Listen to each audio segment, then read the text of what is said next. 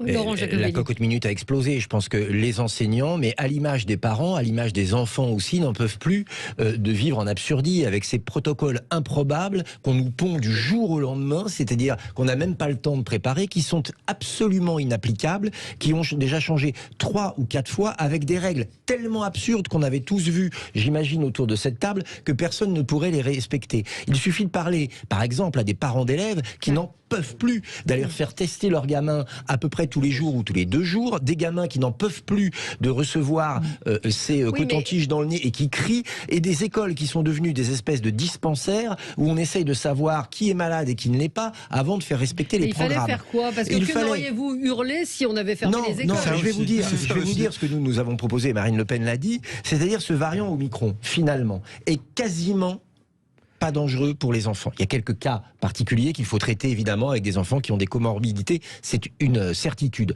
Mais il se propage très vite, a très peu de conséquences sur les enfants, donc on savait tous que les classes allaient être chaque classe un cluster. On le savait pas, monsieur Jacobelli. Le 4 janvier, on le savait pas.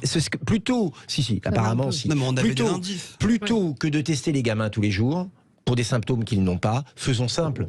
Les gamins vont à l'école, ils ne sont pas testé systématiquement. S'il y en a un qui a des symptômes, il est testé et isolé s'il est malade. Et puis enfin, on met des capteurs de CO2 et des purificateurs d'air dans les écoles, comme on le demande nous depuis 2 ans. Enfin, on met en place des systèmes de tables et de cantines qui sont applicables. Mais on arrête la folie de faire des professeurs, des infirmiers et des parents d'élèves des gardes-chiours.